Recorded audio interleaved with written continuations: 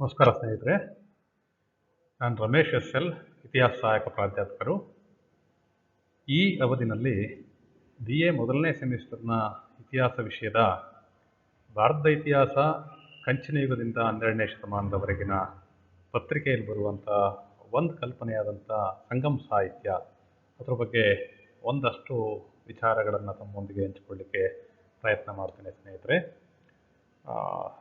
ದಕ್ಷಿಣ ಭಾರತದ ಪ್ರಾಚೀನ ಇತಿಹಾಸ ಅಂದರೆ ಕ್ರಿಸ್ತಪೂರ್ವ 3-4ನೇ ಶತಮಾನದಿಂದ ಕ್ರಿಸ್ತ ಶಕ ಆರಂಭದ ಶತಮಾನಗಳವರೆಗಿನ ಕಾಲ, ಆ ಅವಧಿಯಲ್ಲಿನ ದಕ್ಷಿಣ ಭಾರತದ ಕೆಳಭಾಗದ ಇತಿಹಾಸದ ಬಗ್ಗೆ ನಮಗೆ ತಿಳಿಸ್ಕೊಡ್ಲಿಕ್ಕೆ ಇರುವಂಥ ಅತ್ಯಮೂಲ್ಯವಾದಂಥ, ತುಂಬ ಪ್ರಮುಖವಾದಂಥ ಸಾಹಿತ್ಯ ಆಧಾರ ಯಾವುದಪ್ಪ ಅಂದರೆ ಸಂಗಮ ಸಾಹಿತ್ಯ ಅಥವಾ ಸಂಗಮ ಕೃತಿಗಳು.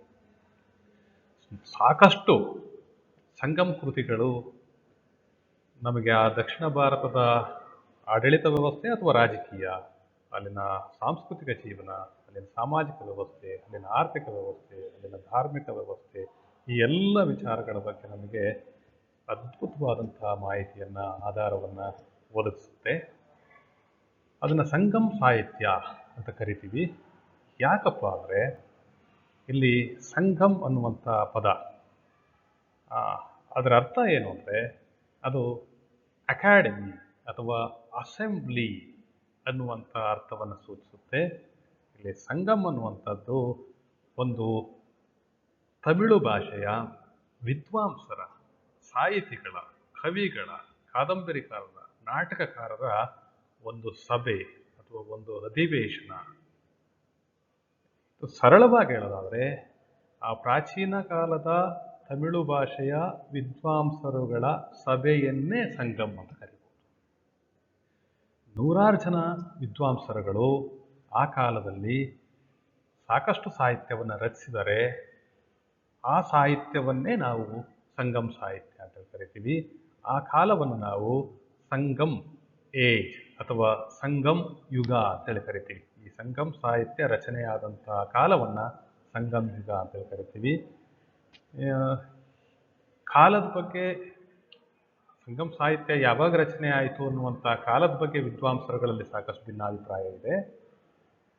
ನಾಗಲೇ ಹೇಳಿದಾಗೆ ಕ್ರಿಸ್ತಪೂರ್ವ 3ನೇ ಶತಮಾನದಿಂದ ಕ್ರಿಸ್ತ ಶಕ 3ನೇ ಶತಮಾನದ ಆ ಮಧ್ಯದಲ್ಲಿ ಈ ಸಂಗಮ ಸಾಹಿತ್ಯ ರಚನೆ ಆಗಿದೆ ಅಂಥೇಳಿ ವಿದ್ವಾಂಸರುಗಳು ಅಭಿಪ್ರಾಯಪಟ್ಟಿರೋದನ್ನು ನಾವು ಕಾಣಬಹುದು.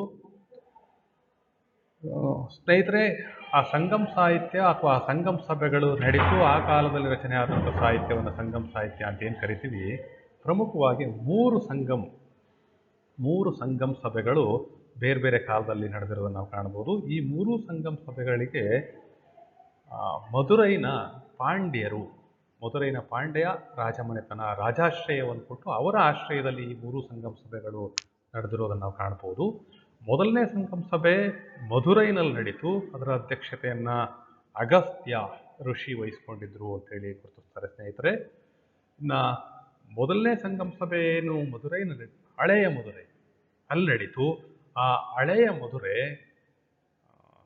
ಸಮುದ್ರದ ಪ್ರವಾಹಕ್ಕೆ ಸಿಕ್ಕು ನಾಶ ಆಗಿದ್ದರಿಂದ ಎರಡನೇ ಸಂಗಮ ಸಭೆ ಕಪಾಟಪುರಂನಲ್ಲಿ ನಡೀತು ಅಂತ ಗುರುತಿಸಲಾಗಿದೆ. ಈ ಕಪಾಟಪುರಂ ಕೂಡ was also swept away by the C, ಅದು ಕೂಡ ಕೊಚ್ಕೊಂಡು ಹೋಗಿದ್ದರಿಂದ 3ನೇ ಸಂಗಮ ಸಭೆಯನ್ನು ಈಗಿನ ಮಧುರೆ ಅಥವಾ ಹೊಸ ಮಧುರೆ ಅಲ್ಲಿ 3ನೇ ಸಂಗಮ ಸಭೆ ನಡೆದಿದ್ದನ್ನು ನಾವು ಕಾಣ್ಬೋದು.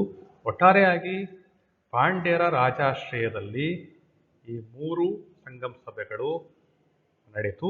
ಈ ಸಂಗಮ ಸಭೆಗಳಲ್ಲಿ ಪಾಲ್ಗೊಂಡಿದ್ದಂತಹ ನೂರಾರು ಜನ ತಮಿಳು ಭಾಷೆಯ ವಿದ್ವಾಂಸರುಗಳು, ಕವಿಗಳು, ನಾಟಕಕಾರರು ರಚಿಸಿದಂತಹ ಆ ಅತ್ಯಮೂಲ್ಯವಾದ ಸಾಹಿತ್ಯವನ್ನೇ ನಾವು ಸಂಗಮ ಸಾಹಿತ್ಯ ಅಂತೇಳಿ ಕರಿತೀವಿ ಸ್ನೇಹಿತರೆ. ಈ ಸಂಗಮ ಸಾಹಿತ್ಯ ನಡೆದ ಕಾಲದಲ್ಲಿ ದಕ್ಷಿಣ ಭಾರತದಲ್ಲಿ the foremost region of South India was ruled by 3 dynasties during Sangam age. Sangam ಕಾಲದಲ್ಲಿ ದಕ್ಷಿಣದಲ್ಲಿ ಪ್ರಮುಖವಾಗಿ 3 ರಾಜಮನೆತನಗಳು ಆಡಳಿತವನ್ನು ನಡೆಸ್ತಾ ಇತ್ತು. ಸಂಗಮ ಸಾಹಿತ್ಯ ಈ 3 ರಾಜಮನೆತನಗಳ ಬಗ್ಗೆ ಸಾಕಷ್ಟು ಬೆಳಕನ್ನು ಚೆಲ್ಲುತ್ತೆ. ಆ ವಿಚಾರದ ಬಗ್ಗೆ ಸಾಕಷ್ಟು ಮಾಹಿತಿಯನ್ನು ನಮಗೆ ಕೊಡುತ್ತೆ. ಆ 3 ರಾಜ್ಯಗಳು ಯಾವುದಪ್ಪ ಅಂದರೆ ಆ ಟೇಬಲ್ನಲ್ಲಿ ಕಾಣಿಸ್ತಾ ಇರೋ ಹಾಗೆ ಪಾಂಡ್ಯರು, ಅವರ ರಾಜಧಾನಿ ಮಧುರೈ ಆಗಿತ್ತು. ಅವರ ಲಾಂಛನ ಅಥವಾ ಅವರ ಚಿಹ್ನೆ ಮೀನು. ಹಾಗೆಯೇ ಚೋಳರು, ಅವರ ರಾಜಧಾನಿ ಉರೈಯೂರು, ಅವರ ಲಾಂಛನ ಹುಲಿಯಾಗಿತ್ತು. ಹಾಗೆಯೇ ಚೇರ ರಾಜಮನೆತನ, ಅವರ ರಾಜಧಾನಿ ವಂಚಿ, ಅವರ ಚಿಹ್ನೆ ಬಿಲ್ಲು ಮತ್ತು ಬಾಣ. ಈ 3 ರಾಜಮನೆತನಗಳು ಸಂಗಮ್ ಸಾಹಿತ್ಯದ ಕಾಲದಲ್ಲಿ ಫಾರ್ಮೋಸ್ಟ್ ರೀಜನ್ ಆಫ್ ಸೌತ್ ಇಂಡಿಯಾದಲ್ಲಿ ಆಡಳಿತವನ್ನು ನಡೆಸ್ತಾ ಇತ್ತು. ರೈಟ್. ಇನ್ನು ಸಂಗಮ್ ಸಾಹಿತ್ಯದ ಕೃತಿಗಳ ವಿಚಾರಕ್ಕೆ ನಾವು ಹೋಗೋದಾದ್ರೆ ಸ್ನೇಹಿತರೆ, ಪ್ರಮುಖವಾಗಿ ಸಂಗಮ್ ಸಾಹಿತ್ಯದಲ್ಲಿರುವಂತಹ ಕೃತಿಗಳು ಯಾವುದು ಅನ್ನೋದನ್ನು ಒಂದಷ್ಟು ಪಟ್ಟಿಯನ್ನು ನೋಡೋದಾದರೆ, ತೊಳ್ಕಾಪಿಯರ್ ರಚಿಸಿರುವಂತಹ ತೊಳ್ಕಾಪಿಯಂ ಕೃತಿಯು ತಮಿಳು ಭಾಷೆಯ ಪ್ರಾಚೀನ ವ್ಯಾಕರಣ ಗ್ರಂಥ. ತಮಿಳು ವ್ಯಾಕರಣ ಗ್ರಂಥವಾದಂಥ ತೊಳ್ಕಾಪಿಯಂನಲ್ಲಿ ತಮಿಳು ಭಾಷೆಯ ವ್ಯಾಕರಣ, ಅದರ ಜೊತೆಗೆ ಅಲ್ಲಿನ ಬೇರೆ ಬೇರೆ ವ್ಯವಸ್ಥೆಗಳ ಬಗ್ಗೆ ಸಾಕಷ್ಟು ವಿಚಾರಗಳಿರೋದನ್ನು ನಾವು ಕಾಣ್ಬೋದು. ಹಾಗೆಯೇ ಅಗತ್ಯಾರ್ ರಚಿಸಿರುವಂಥ ಅಗತ್ಯಂ ಕೃತಿ ಆಗಿರ್ಬೋದು.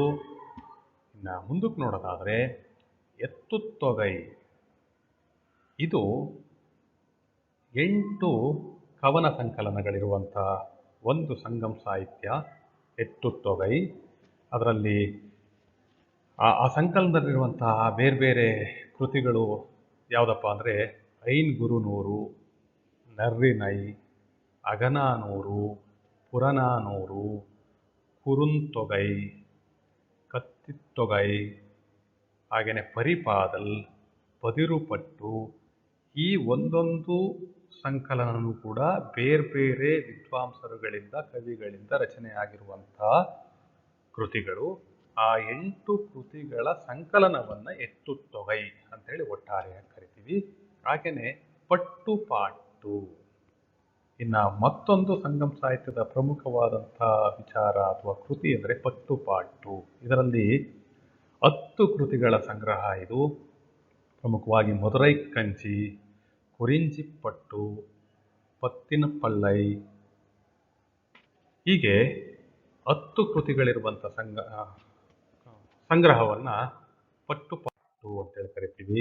ಇನ್ನು 14 ಕೀಳ್ಕಣಕ್ಕು, ಇದರಲ್ಲಿ 18 ಕೃತಿಗಳು, ಬೇರೆ ಬೇರೆಯವರು ರಚಿಸಿರುವಂಥ 18 ಕೃತಿಗಳು ಅಂದಿನ ಜೀವನದ ನೈತಿಕ ಮೌಲ್ಯಗಳು, ಜೀವನದ ಮೌಲ್ಯಗಳನ್ನು ಕುರಿತಾಗಿ 17 ಕೃತಿಗಳಿರುವಂಥ ಒಂದು ಸಂಗ್ರಹವನ್ನು 14 ಕೀಳ್ಕಣಕ್ಕು ಅಂತೇಳಿ ಕರೀತಾರೆ. ಅದರಲ್ಲಿ ಪ್ರಮುಖವಾದಂಥದ್ದು ಅಂದರೆ ತಿರುವಳ್ಳವರ್ ರಚಿಸಿರುವಂಥ ತಿರುಕ್ಕುರುಳ್ ಈ 14 ಕೀಳ್ಕಣಕ್ಕು ಇದರಲ್ಲಿ ಒಂದು ಪ್ರಮುಖವಾದಂಥ ಕೃತಿ ಅಂತ ಗುರುತಿಸ್ಬೋದು ಸ್ನೇಹಿತರೆ.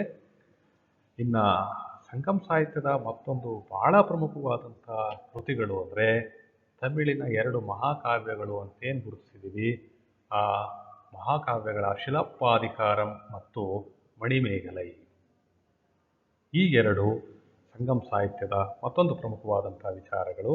ಇಲ್ಲಿ ನೋಡಿ, ಇಳಂಗೋ ಅಡಿಗಳವರು ರಚಿಸಿರುವಂಥ ಶಿಲಪ್ಪಾಧಿಕಾರಂ ಕೃತಿನಲ್ಲಿ ಕೋವಲನ್ ಮತ್ತು ಕನ್ನಗಿ ಅವ್ರ ವಿಚಾರವಾಗಿ ಕೋವಲನ್ನ ಪ್ರೀತಿ, ಕನ್ನಗಿಯ ತ್ಯಾಗ, ಆ ಎಲ್ಲ ವಿಚಾರಗಳ ಕುರಿತು ಶಿಲಪ್ಪಾಧಿಕಾರಂನಲ್ಲಿ ಅದ್ಭುತವಾದಂಥ ಮಾಹಿತಿಯನ್ನು ನಾವು ಕಾಣ್ಬೋದು.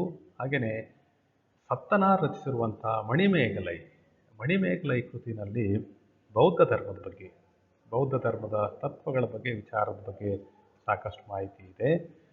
ಹೀಗೆ ಆ ಸಂಗಮ್ ಕಾಲದಲ್ಲಿ ಬೇರೆ ಬೇರೆ ಸಂಗಮ್ಗಳಲ್ಲಿ, ಏನು 3 ಸಂಗಮ್ ಸಭೆಗಳು ನಡೀತು, ಬೇರೆ ಬೇರೆ ಸಂಗಮ್ಗಳ ಕಾಲದಲ್ಲಿ ಈ ಎಲ್ಲ ಸಾಹಿತ್ಯ, ತೊಳ್ಕಾಪಿಯಂ ಆಗಿರ್ಬೋದು, ಅಗತ್ಯಂ ಆಗಿರ್ಬೋದು, ಅನಂತರ ಎತ್ತುತ್ತೊಗೈ ಆಗಿರ್ಬೋದು, ಪಟ್ಟುಪಾಟ್ಟು, 14 ಕೀಳ್ಕಣಕ್ಕು, ಹಾಗೆಯೇ ಮಹಾಕಾವ್ಯಗಳಾದಂಥ ಶಿಲಪ್ಪಾಧಿಕಾರಂ ಮತ್ತು ಮಣಿಮೇಗಲೈ, ಈ ಎಲ್ಲ ಕೃತಿಗಳು ಸಂಗಮ್ ಕಾಲದಲ್ಲಿ ರಚನೆಯಾದಂಥ ಕೃತಿಗಳಾಗಿದ್ದು, ಇವುಗಳಲ್ಲಿ ಅಂದಿನ ಏನು ಆ ದಕ್ಷಿಣ ಭಾರತ, ಎಸ್ಪೆಷಲಿ ತಮಿಳ್ ದೇಶಂ, ತಮಿಳ್ ಕಂಟ್ರಿ ಅಂತ ಏನು ಕರಿತೀವಿ, ಆ ಭಾಗದಲ್ಲಿ ಆ ಭಾಗದಲ್ಲಿನ ಭೌಗೋಳಿಕ ಪರಿಸ್ಥಿತಿ, ಭೌಗೋಳಿಕ ಲಕ್ಷಣಗಳು, ಸಾಮಾಜಿಕ ಪರಿಸ್ಥಿತಿ, ಧಾರ್ಮಿಕ ಪರಿಸ್ಥಿತಿ, ಅಲ್ಲಿನ ಆಡಳಿತ, ಅಲ್ಲಿನ ಸಾಂಸ್ಕೃತಿಕ ವಿಚಾರಗಳು, ಈ ಎಲ್ಲ ವಿಚಾರಗಳನ್ನು ಕುರಿತು ಈ ಸಂಗಮ ಸಾಹಿತ್ಯದಲ್ಲಿ ಅತ್ಯಮೂಲ್ಯವಾದ ಅದ್ಭುತವಾದಂಥ ಮಾಹಿತಿ ಇರೋದನ್ನು ನಾವು ಕಾಣ್ಬೋದು. ಆರಂಭದ ದಕ್ಷಿಣ ಭಾರತದ ಇತಿಹಾಸಕ್ಕೆ ಈ ಸಂಗಮ ಸಾಹಿತ್ಯ ನಮಗೆ ತುಂಬ ಪ್ರಮುಖವಾದಂಥ ಮಹತ್ವಪೂರ್ಣವಾದಂಥ ಮಾಹಿತಿಯನ್ನು ಕೊಡುತ್ತೆ. ಎಸ್ಪೆಷಲಿ ಪಾಂಡ್ಯ, ಚೇರ, ಚೋಳರ ಆಡಳಿತದ ವ್ಯವಸ್ಥೆ, ಆ ಕಾಲದ ನಾನಾಗಲೇ ಹೇಳಿದಾಗೆ socio religious condition of Sangam age, ಆ ಕಾಲದ ಆ ವಿಚಾರಗಳನ್ನು ನಮಗೆ ತಿಳಿಸ್ಕೊಡುತ್ತೆ.